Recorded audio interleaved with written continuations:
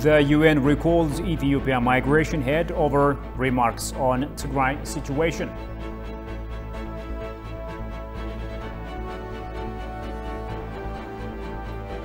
And Professor PLO Lumumba urges African governments to work toward Pan-Africanism.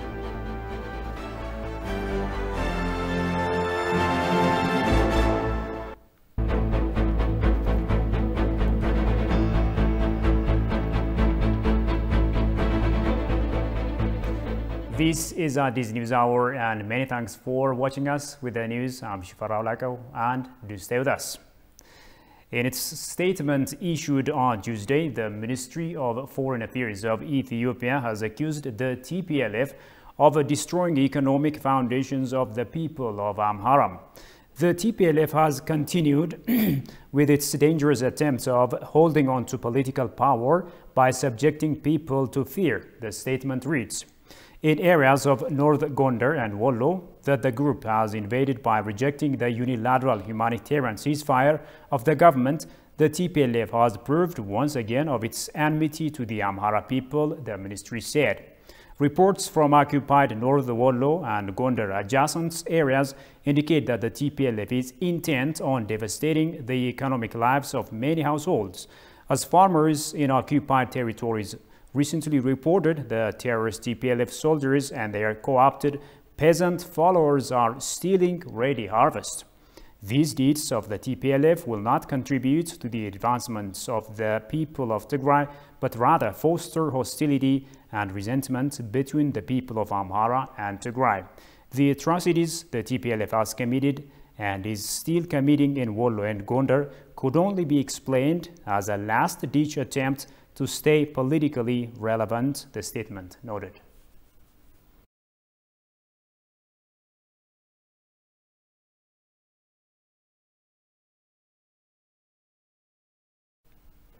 Now, the UN's Migration Agency has put its Ethiopia chief on administrative level, citing unauthorized interviews in which she complained of being sidelined by the UN higher-ups she claimed were sympathetic to Tigrayan rebels.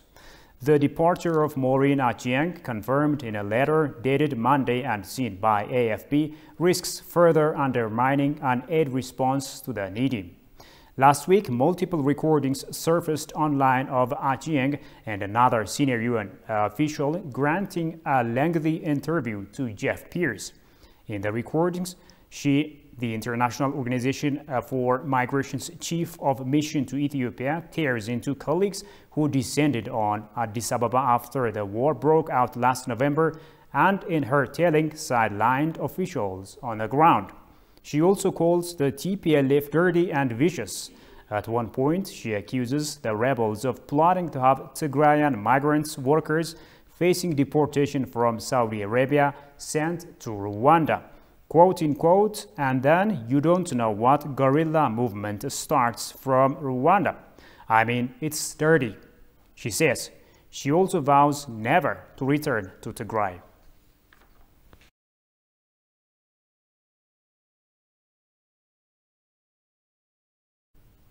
Now, the world is watching as shock surrounds the UN over Ethiopia's recent decision to expel 7 UN aid workers, declaring persona non grata for meddling in its internal affairs.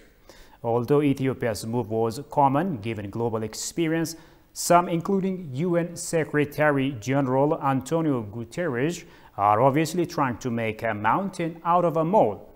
And yet, the barrage of insults and condemnations against Ethiopia over its move has shocked all peace-loving nations. The irony of the whole situation is that the UN and its Western allies expressed little, if any, shock when the TPLF raided Maikadra, killing innocent Amhara, while the expulsion of 7 UN officials created such a shock. Demis Makrao takes a look at the developments in the following piece. I welcome this opportunity to brief you concerning the situation in Ethiopia. Ethiopia recently decided and expelled 7 UN staff members for meddling in its internal affairs. Following the decision, UN Secretary General Antonio Guterres and other international actors expressed shock and dismay against the Ethiopian government. There's an announcement by the government of Ethiopia to expel 7 senior UN officials, most of them humanitarian staff, particularly disturbing. This unprecedented expulsion should be a matter of deep concern for us all, as it relates to the core of relations between the UN and member states. However, the shock of Guterres and UNICEF as chief has vibrated more shocks, not only from Ethiopians, but presumably from all peace-loving and democratic forces all over the world. There are ample reasons for this. First, the UN chief were not shocked at the genocidal crimes committed in Maikadra in November 2020 and the brutal attacks made against the National Army before Ethiopia was forced to send troops to Tigray.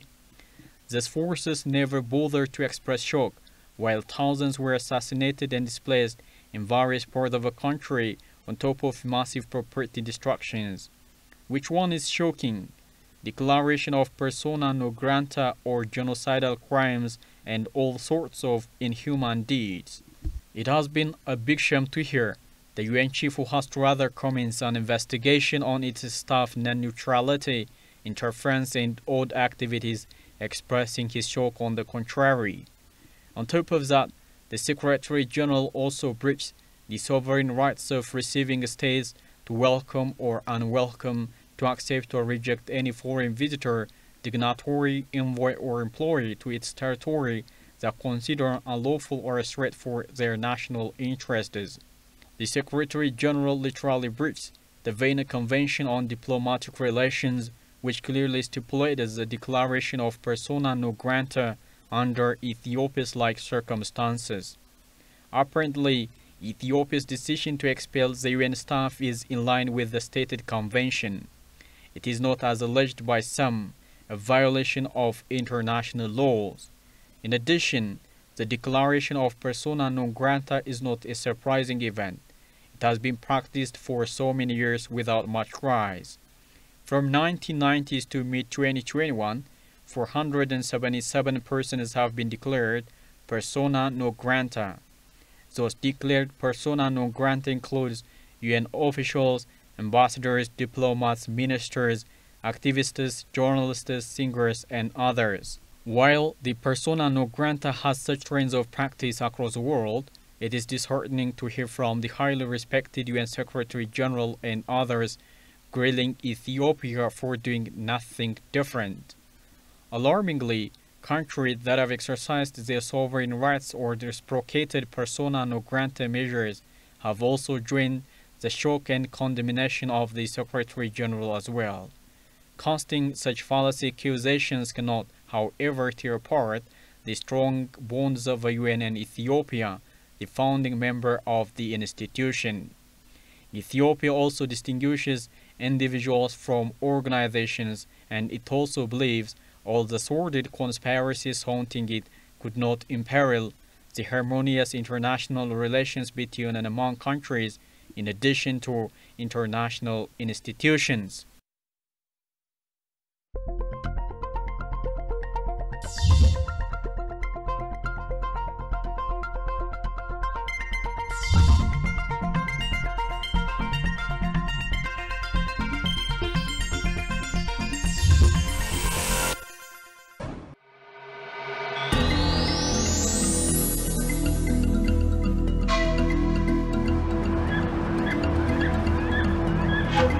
Gondar, a city of palaces and castles.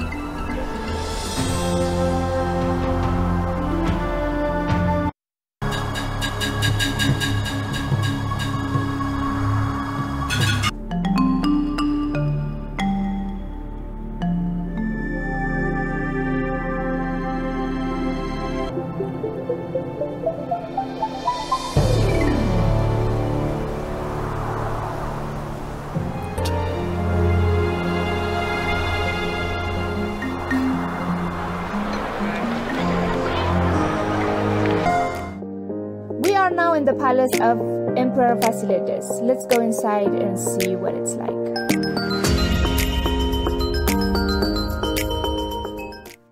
It has a unique Nubian structure and it was registered on the UNESCO Heritage Sites in 1979.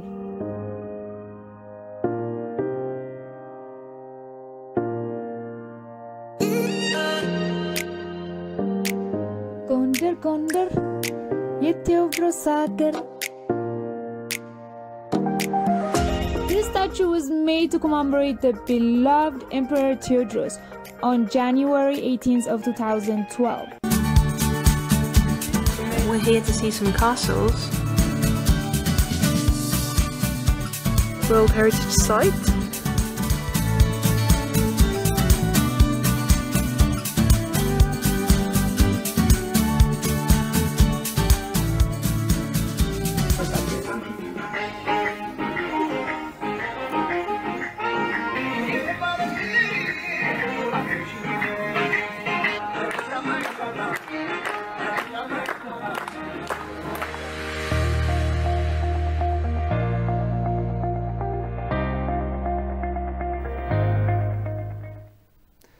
Welcome back. You're still watching this News Hour.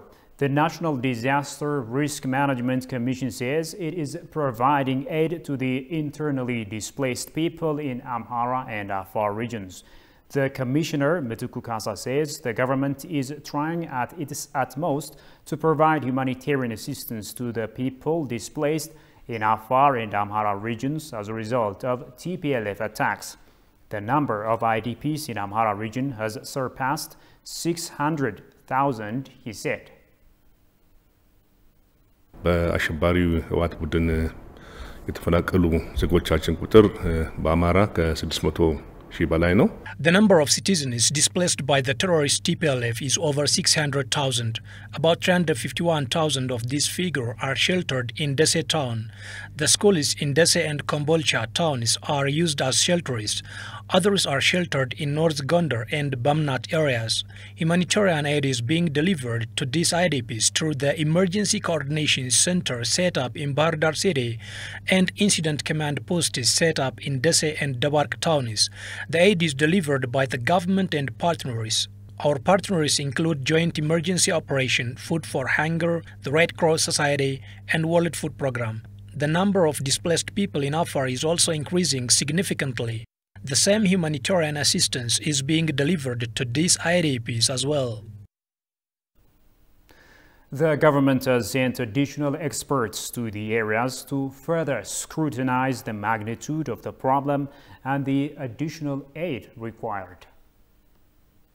ከ2008 ዓመተ ምህረት ጀምሮ ኤሊኖ ካስከተሉ ጀምሮ በሙሉ አቅም ነው እየሰራን የምንገኘው። Our commission has attained an expertise in managing risk. We have been witnessing this since the 2015 catastrophe, but we are currently facing problems during distribution of aid. This emanates from not abiding by the established procedures and norms. Another issue is that we cannot access certain areas occupied by TPLF forces. Apart from this, we have no problem of supply at the moment. Now, Ethiopians are urged to redouble efforts in the social media outlets like Twitter and assert the country's diplomatic and political interests to the world. In connection to the latest Twitter campaign against the Ethiopian Airlines, aviation analysts expressed the possibility of using the national carrier for different purposes in time of urgency. Alula Teklamariam has more.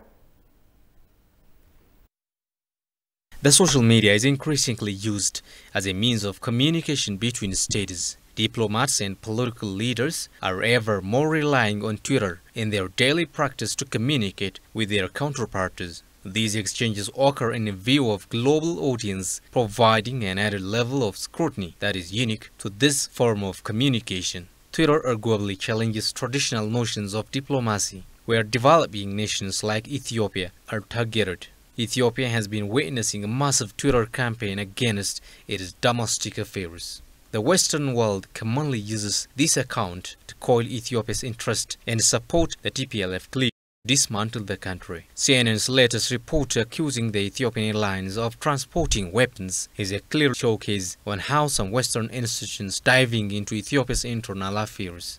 Such campaigns ignited another Twitter campaign by the Ethiopians to debunk such baseless propaganda against their country. In their Twitter counterattack, Ethiopians tried to magnify the success stories of Ethiopian Airlines. They revealed CNN's baseless and fake propaganda against the Ethiopian carrier. In an interview with CNN, aviation analyst Maria Shova slammed such accusations from CNN and explained possibilities of measures that an airline can take in an urgent situation. And many countries have those kinds of laws, including the United States. In times of national emergency, the United States can declare that the civilian airlines become basically part of a fleet to serve the country, and the government can order them to become part of this national emergency. Now, every country has their own set of laws. Ethiopia's laws may be very different, and it's also different because they own the airline. The government owns the airline, but many countries have laws in place that allow them in times of emergency to use commercial planes, commercial airlines, to perform military, quasi-military functions. Ethiopians are urged to redouble efforts in the social media outlets like the Twitter and communicate the country's diplomatic and political interests to the world. Foreign ministers of African countries are arriving in Addis Ababa to attend the 39th ordinary session of the Executive Council of the third mid-year coordination meeting between the African Union, the regional economic communities, and regional mechanisms. Foreign Minister of Liberia, D. Maxwell Kemaya, has been accorded warm welcome by higher officials of Foreign Affairs Ministry of Ethiopia upon arrival at Bole International Airport. The 39th ordinary session of the Executive Council will be opened in the presence of the leadership of and officials of the AU Commission, ministers from the 55 AU member states, and representatives of RECS and RMS. The 39th ordinary session of the Executive Council will consider the draft agenda, draft decisions and declarations with appropriate recommendations for consideration by the heads of state and government during the third mid-year coordination meeting between the African Union, the RECS and RMS, scheduled to take place on October 16, 2021.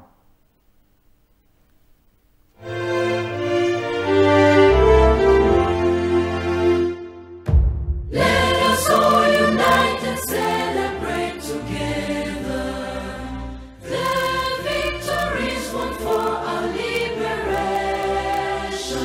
Let us dedicate ourselves to rise together to defend our liberty and unity. All sons and daughters of Africa, flesh of the sun. Now in our continental news, the renowned anti-corruption advocate and Kenyan Pan-Africanist and motivational speaker on African issues, Professor PLO Lumumba, has urged the new government and people of Ethiopia, and in extension the whole continent, to work in unison for the prosperity of the continent through a Pan-Africanist spirit. Kasam Chane has more. Thank you very much. Let me start by congratulating you all, assuming as I do that you participated in elections, some of you, and that you are elected, and also aware that some of you have been appointed to serve as ministers in the new administration. Congratulations.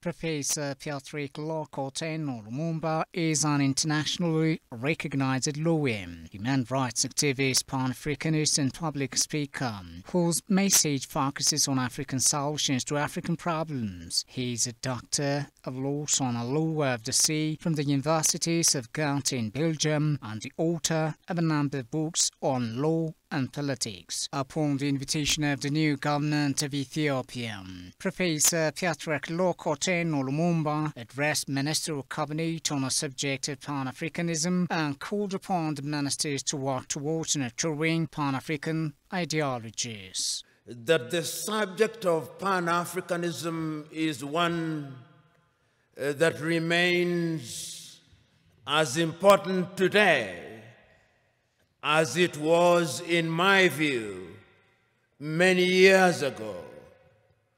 Those of you who are familiar with the struggle for Pan-Africanism will remember its story, particularly through the activities of Africans in the diaspora. You'll particularly remember that prior to the much more famous meeting held in 1945 in Manchester, in the United Kingdom, Africans in the diaspora, particularly in the Caribbean, in Trinidad and Tobago, in Jamaica, were very particular about having connection with the continent of Africa. Lumumba stressed the need to revive the path Africa is following to define its destination. He pointed out that regenerating a continent through indigenous ideologies and solutions is quite important for the continent to let herself free from Western influence. The drive was to decolonize Africa. And one of the things that amazes me is that at that time, these individuals did not have the internet, they did not have WhatsApp, they did not have the kind of communication that we have now. But it is amazing at how they were communicating. Even air transport was not as it is now. I was just recently reading the activities of one of the greatest Africans who, in my view, ever lived, and whom many people do not know about. The great Ghanaian James Emmons Kwegyir Aggrey, normally referred to as Aggrey of Africa, and how he traveled from the United States and went to many countries in Africa, traveling by sea and talking about why Africa should be united. And that was Pan-Africanism, the Pan-African spirit at that time. Lumumba further called upon the people of the continent to work towards the revival of a Pan-African spirit to ensure the continent's decolonization and development. Now finally, the UN Staff Court decides Tuesday on a long-running border dispute between Somalia and Kenya. The court's decision will have potentially far-reaching consequences for bilateral ties and access to natural resources in the oil and gas region. The case was brought in by Somalia more than 7 years ago. At the heart of the dispute lies the direction that the joint maritime boundary should follow from the point where the land frontiers meet on the coast. Kenya has already accused the UN's courts of bias and announced that it will not recognize the court's binding decision.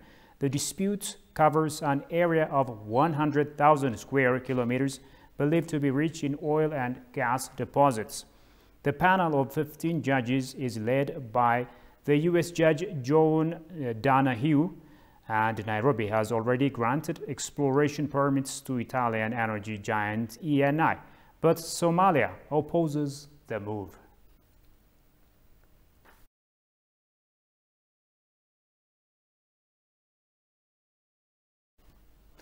A quick reminder of the top stories. The UN recalls Ethiopian migration head over remarks on Tigray situation.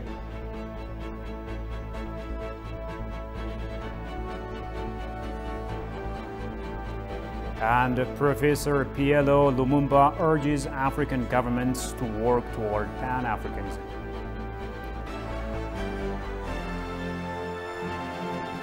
And with that, we come to the end of today's news.